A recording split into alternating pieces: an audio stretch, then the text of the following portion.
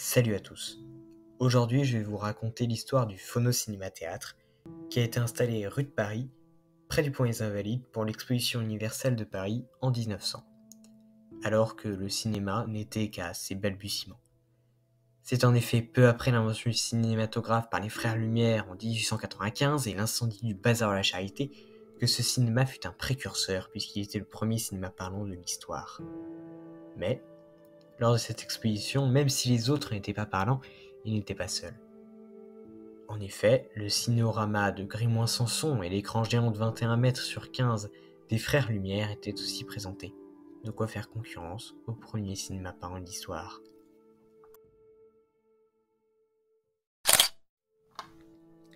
Commençons par le projet et sa réalisation. L'idée d'associer le son et l'image dans une projection a été voulue par Madame Chenu. 2 ans avant l'exposition universelle, un jour elle déjeunait avec Paul de Coville. Ce dernier l'encouragea à faire de son rêve une réalité. Dans le 55e numéro du journal hebdomadaire L'Image, paru en 1933, elle dit « 2 ans avant l'ouverture de l'exposition de 1900, j'avais, au cours d'un déjeuner de chasse chez Paul de Coville, fait allusion à l'intérêt qu'il y aurait à reconstituer en des visions animées le jeu et la voix de nos plus grands artistes. Séduit, Paul de Coville m'encouragea à réaliser mon idée et monta une société anonyme. Cette société anonyme fut financée notamment par Paul de Coville et par Marguerite Vrignot, qui investirent tous deux 37 500 francs dans l'entreprise. Pour monter ce projet, Mme Chenu a pris 2 opérateurs. Le premier, Clément Maurice, fut une proposition faite par les frères Lumière. Il a notamment tourné, pour le Phono-Cinéma-Théâtre, Cyrano de Bergerac avec Coquelin aîné, qui joue dedans. Le second fut Félix Mesguich, un des premiers chasseurs d'images qui tourna dans le monde entier. Les salles qui ont été construites étaient une reconstitution, une reproduction du Salon Frais au Trianon.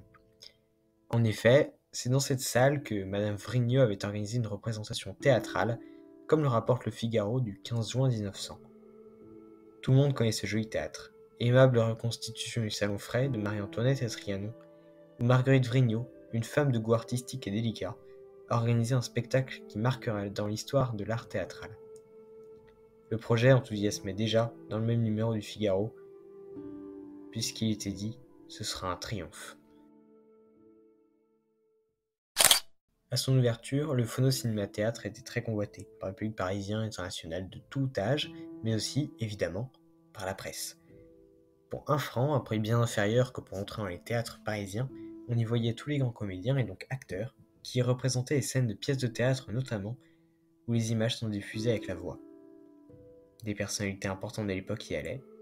Par exemple, comme nous le dit le Figaro du 22 juin 1900, une dame de la haute société parisienne y a célébré un anniversaire. De plus, Jean-Casimir Perrier, un grand homme politique français, a été assisté à une représentation. Par ailleurs, un grand chef d'orchestre américain nommé Sousa y a été. Parfois, il n'était même pas nécessaire de payer. Par exemple, les lecteurs du quotidien Le Matin ont reçu 5000 entrées gratuites. Parmi les célébrités qu'on pouvait aller voir au Phono-Cinéma-Théâtre, on retrouve notamment Sarah Bernhardt ou encore Coquelin aîné, qui sont les plus connus. Pour eux, ce projet était très important dans l'approche de leur métier même. En effet, Sarah Bernhardt disait « C'est merveilleux, je pourrais ainsi voir mes fautes et me corriger ». Mais ce cinéma n'accueillait pas que des grandes célébrités. Par exemple, l'avant-dernier nom de l'affiche est celui de Jules Moy, un acteur humoristique.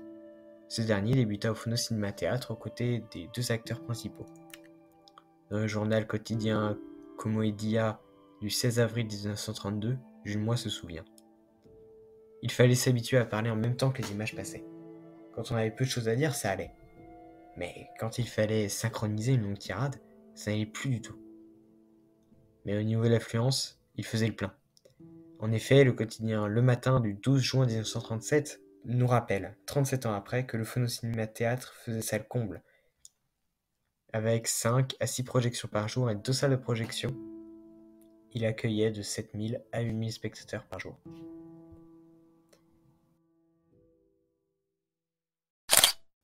Au niveau technique, on a une combinaison de phonographe pour la voix et de cinématographe pour l'image. Le phonographe, invention d'Edison brevetée le 19 décembre 1877, permet d'enregistrer et de reproduire des sons. C'est un stylet avec une pointe enregistreuse fixée sur un diaphragme qui grave le son sur un cylindre de cuivre recouvert d'une feuille d'étain. Le cylindre, lorsqu'il se déplace devant le diaphragme, qui lui est fixe, permet de former un sillon sur la feuille d'étain. Pour lire le son, le stylet suit le sillon, entraînant une vibration du diaphragme qui transforme le sillon gravé en son. Le cinématographe, lui, a été inventé par les frères Lumière en 1895. Mais, comme expliqué précédemment, c'était extrêmement compliqué de synchroniser l'image et le son, même si le Figaro du 8 juin 1900 vantait la rare perfection de cette combinaison et que le phonographe a été changé le 8 septembre 1900. Comme le dit Albert Quentin dans son ouvrage Exposition du siècle, l'idée était ingénieuse mais son exécution médiocre. On peut lire notre critique dans le roman La Curée, écrit par Maurice Elabert en 1957, qui, en parlant du personnage principal de l'intrigue, dit « Il avait découvert Paulin, Coquelin-Aîné et Sarah Bernhardt au Phono-Cinéma-Théâtre. Synchronisation approximative de la projection de quelques bandes tournées par de célèbres acteurs et de l'audition à phonographe qui nasillait leur voix. » Mais il y avait une raison à cette exécution plus qu'approximative. En effet, Henri Cossira, dans le Figaro, nous rapporte qu'il fallait que l'opérateur tourne une manivelle correspondant à la vitesse de déroulement du film pour synchroniser l'image au son. C'est donc pour cette raison que la synchronisation est une tâche très complexe. Pour que vous puissiez apprécier la qualité sonore et la qualité de la synchronisation de l'image et du son, je vous mets un petit extrait de Cyrano réalisé par Clément Maurice. Balade sud-ouest. En hôtel Bourguignon, monsieur de Bergerac fut avec un B. Qu'est-ce que c'est ça, s'il vous plaît? C'est le cinéma. Un amusant! Rendez-vous!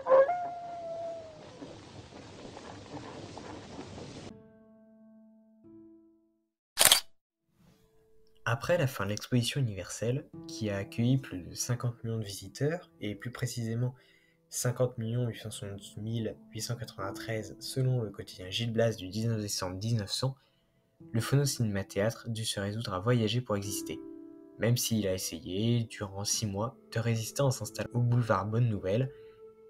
En effet, les frères Lumière ne souhaitaient pas que les grands cinémas soient ouverts au grand public, mais voulaient le réserver à un but scientifique. De plus, le Phono-Cinéma-Théâtre avait peu de films en projection, qui avaient probablement déjà été vus pendant l'exposition universelle par le public parisien. Par ailleurs, sur le Gil Blas du 22 février 1901, Paul Decoville réclamait une indemnité de 150 000 francs au tribunal de l'exposition, comme de nombreux exposants, pour faute d'éclairage ou encore des promesses non tenues, notamment au niveau des fêtes nocturnes. De plus, M. Decoville a dû payer le revêtement de la rue de Paris.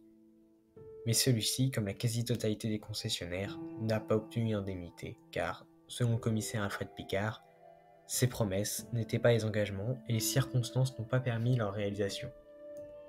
Ainsi, le Phono-Cinéma-Théâtre parcourut notamment l'Europe afin de se faire connaître. Après ces années de voyage, Mme Chenu décida de conserver les cylindres pour le son et les films pour les images dans sa cave. Ils restèrent dans cet endroit 27 ans avant que la société Pathé Nathan ne les découvre et laisse à M. Goupillière la tâche d'en réaliser des films sonores projetés dans les plus grandes salles parisiennes pour peut-être enseigner, éduquer, distraire, comme le voulaient les frères Lumière.